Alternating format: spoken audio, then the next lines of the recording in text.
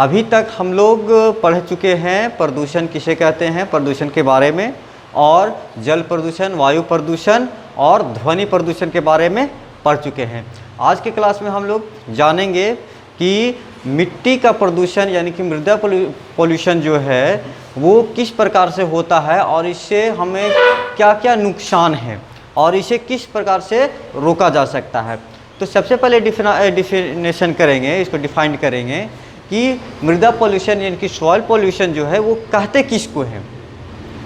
ठीक है, तो पीछे भी बता चुके हैं कि पोल्यूशन किसी भी तरह का हो, अगर उसमें अवांछित परिवर्तन हो जाता है जो कि हानिकारक है तो उसको हम लोग क्या बोलते हैं, प्रदूषण कहते हैं।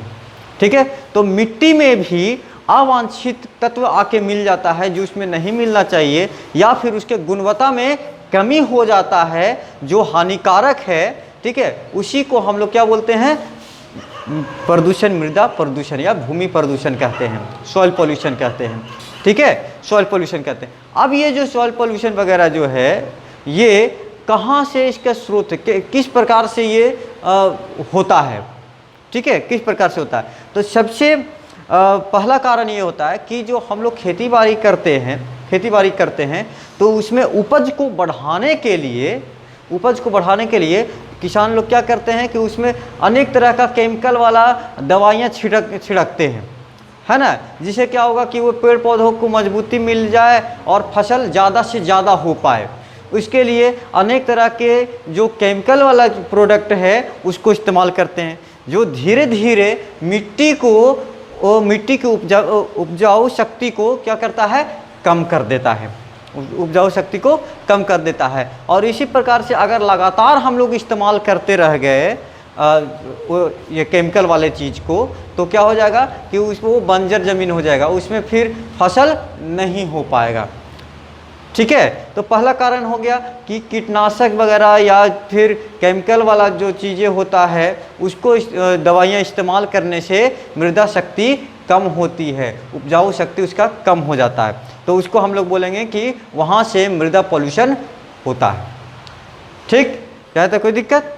फिर है कि जंगलों के कटाव से, यानी कि जंगल को काटने से भी मृदा पोल्यूशन होता है। कैसे होता है, हम लोग को पता है कि पौधे या पेड़, बड़े बड़े पेड़ जो होते हैं वो जो फोटोसिंथेसिस होता है, जो प्रकाश संश्लेषण की क्रियाएं होती है, ठीक है, वो क्या होता है कि खाना बनाता है पेड़ पौधे अपना, तो अपने पत्तियों को जीवित रखता है और साथ में मिट्टी, जो आसपास का जो मिट्टी है उसको भी पकड़ के रखता है और वो उसमें भी न्यूट्रिएंट्स अपना देता है। ठीक है, इसलिए देखता होगा कि मूंग की फसल को लोग बहुत करना चाहता है। क्यों? क्योंकि मूंग के जड़ में जो होता है राइजोबियम नाम का जीवाणु होता है, जो मिट्टी की उर्वरा शक्ति को बना के रखता है, तो पेड़ पौधे जो होते हैं वो उसके उपजाऊ शक्ति को बना के रखने में मदद करते हैं। साथ में उनकी पत्तियां जो गिरता है तो वो कहाँ गिरता है, धरती पे गिरता है, यानी कि ज़मीन पे गिरता है और धीरे धीरे सड़ता है, तो वो एक तरह का खाद का काम करता है, उर्वरक का काम करता है, जिसके कारण देखोगे कि पौधों के नीचे का ज़मीन का जो मिट्टी है वो उसमें उर्वरा शक्ति ज़्यादा रहेगा। साथ में जो हम लोग कीटनाशक यूज कर रहे हैं, ठीक है, कीटनाशक और रासायनिक उर्वरकों का इस्तेमाल जो ज़्यादा कर रहे हैं, उससे क्या होता है कि उसमें मिट्टी की गुणवत्ता शक्ति तो कम होता है। साथ में अब बोला जाता है कि किसान का दोस्त किसको बोला जाता है, किसान का दोस्त किसको बोला जाता है, केचुआ, अर्थवॉर्म। केचुआ जो होता है वो होता है ना, वो किसान का दोस्त बोला जाता है। ठीक है, वो क्या काम करता है कि अगर खेत में अगर केचुआ पर्याप्त मात्रा में है तो वो केचुआ जो है वो मिट्टी को खा के उसके मिट्टी की उर्वरा शक्ति को बढ़ाता है। ठीक है, उसके उर्वरा शक्ति को क्या करता है, बढ़ाता है। इसलिए देखोगे कि एक वर्मी कंपोस्ट नाम से आता है, जैविक चीज़ें गोबर वगैरह का बना हुआ रहता है ना, तो वो इसका इस्तेमाल होता है। तो तो अर्थवॉर्म जो है वो केमिकल वगैरह से क्या होता है, वो मर जाते हैं। तो जब मर जाएगा तो मिट्टी में कम हो गया, तो मिट्टी में कम हो गया तो कम खाएगा, और कम खाएगा तो मिट्टी की उर्वरक शक्ति जो है क्या हो जाएगा, कम हो जाएगा, कम हो जाता है। तो पहले के समय में देखोगे कि जोंक जो है, जोंक जिसको हम लोग बोलते हैं, ठीक है, अर्थवॉर्म, ठीक है, वर्मी, वो क्या होता है कि बहुत इधर उधर देखने को मिलता है। धान वगैरह जब कोई रोपने जाएगा तो देखोगे कि बहुत सारा रहता है, लेकिन वही केमिकल अगर जिसमें ज़्यादा डाल दिया गया है, आर्टिफिशियल चीज़ें, उर्वरक, उसको फसल को बढ़ाने के लिए, तो उस मिट्टी में वो अर्थवॉर्म जो है, केचुआ जो है, वो मर जाते हैं, जो हमारे खेतों के लिए बहुत ही नुकसानदायक है उनका मरना। वो हमारे खेत के लिए बहुत ही फ़ायदेमंद चीज़ होते हैं, ठीक है। अगर वो रहेंगे तो हमारे खेत की उर्वरा शक्ति बना रहेगा। अब कहता है उद्योगों से निकलने वाले जो तत्व होते हैं, जो मटेरियल होते हैं, वो भी नुकसान करते हैं। जैसे बड़े बड़े उद्योग से पाइप के द्वारा केमिकल वगैरह निकला और हमारे ज़मीन पर पड़ा, या उसी से सिंचाई कर दिए, या फिर ऐसा कह सकते हैं कि केमिकल निकला वो नदी या तालाब में डाल देता है, और उसी से हम लोग अगर पटवन करते हैं, अपने खेत को सिंचाई करते हैं, तो क्या होगा कि वो केमिकल हमारे खेत में आएगा, जिसके कारण हमारे खेत की उर्वरा शक्ति क्या होगा, धीरे धीरे कम हो जाएगा, ठीक है। तो ये सारे कारणों के कारण मृदा पॉल्यूशन होता है, सॉइल पॉल्यूशन होता है, ठीक है, समझ में आया। अब इससे नुकसान, तो नुकसान जो मृदा पॉल्यूशन से है वो सबसे ज़्यादा किसानों को ही है, सबसे ज़्यादा किसान के है, क्योंकि मिट्टी की उर्वरा शक्ति जो है वो कम हो जाएगी, यानी कि फसल का प्रोडक्शन जो है वो कम हो जाएगा, ठीक है। कुछ दिन के लिए दवाई वगैरह देके, कीटनाशक वगैरह देके, ठीक है, कीटों को मारने वाला जो कीटनाशक होता है, फिर उर्वरा शक्ति को बढ़ाने के लिए जो खाद वगैरह इस्तेमाल करते हैं, उसको इस्तेमाल करके कुछ दिन तक, 4-5 साल तक फसल तो अच्छा ले लेंगे, लेकिन उसके बाद उस ज़मीन का जो पावर है वो ख़त्म हो जाएगा। तब कहाँ से फसल हो पाएगा, नहीं हो पाएगा। इसलिए देखोगे कि बहुत सारे खेत वगैरह में क्या करते हैं कि उसके उर्वरा शक्ति को बढ़ाने के लिए जैविक खाद देते हैं, जैसे गोबर फेंकते हैं, कूड़ा कचरा जो घर का जो जमा करते हैं उसको फेंकते हैं, है ना, ये सारे चीज़ें करते हैं, फेंकते हैं, है ना। जैसे मुर्गी वाला जो मुर्गी का जो पोल्ट्री फार्म होता है, उसका जो अवांछित चीज़ें होता है जो निकलता है, उसको हम लोग खेतों में फेंकते हैं। तो इस तरह से क्या करते हैं कि केमिकल वाला जो कमी हुआ है उसको भरपाई करने की कोशिश करते हैं, ठीक है, समझ में आ रहा है, कोई दिक्कत नहीं।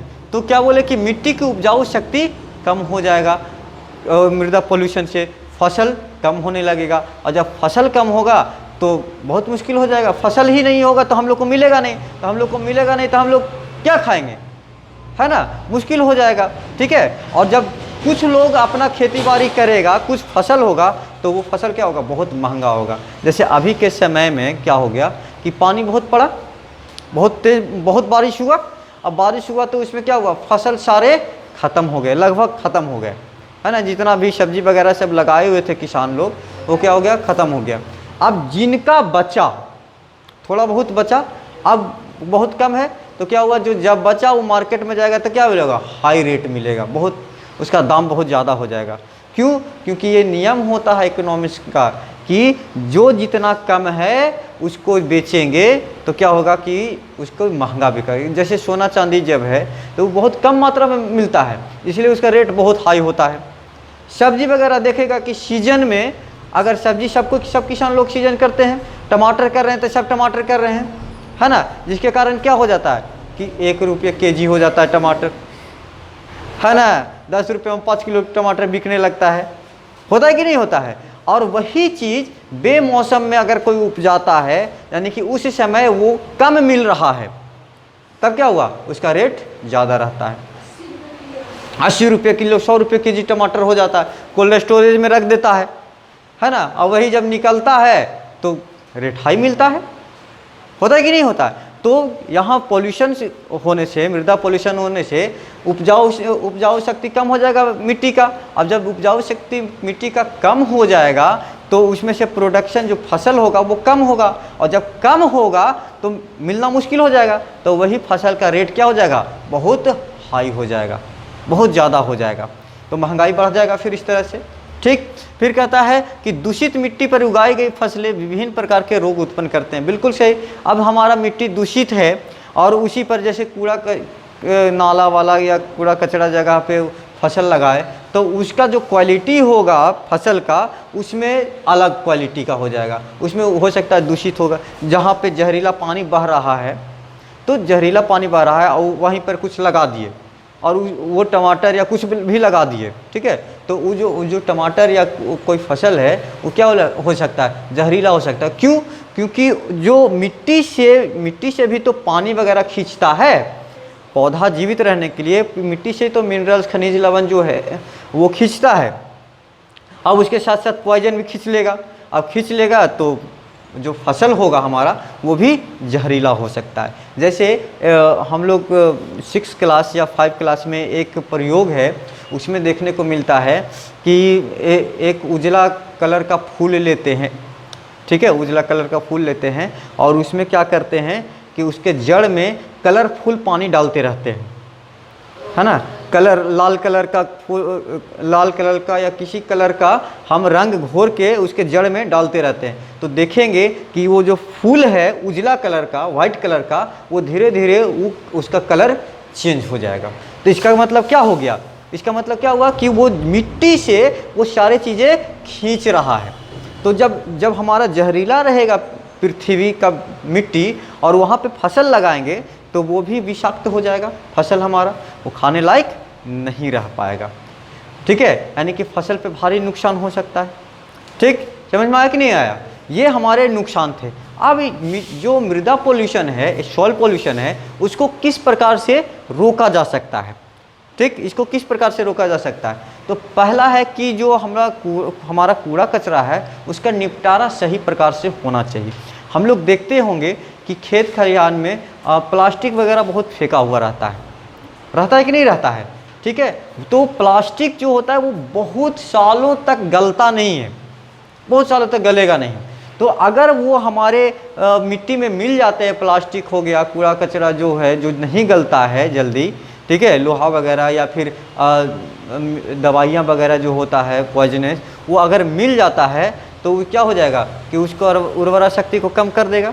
तो हम लोग को सबसे पहले जो कूड़ा कचरा है उसको निपटारा करना बहुत ज़रूरी है।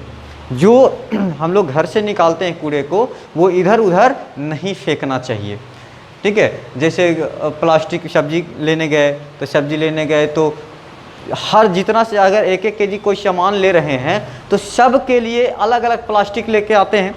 ऐसा भी किया जा सकता है कि जब हम मार्केट जाएं तो एक थैला लेके जाएं, उसी में सारा चीज़ लेके आएंगे। उससे क्या हो जाएगा कि हम प्लास्टिक का उपयोग कम हो जाएगा, ठीक है। जैसे खाना खाने वाला जो प्लेट होता है फोम का बना हुआ है ना, वो भी जल्दी नहीं गलता है। तो देखोगे कि इधर उधर पूरा फेंका हुआ रहेगा, रोड किनारे ऐसे ही फेंक देता है, सब बोरा में भर भर के फेंक देता है।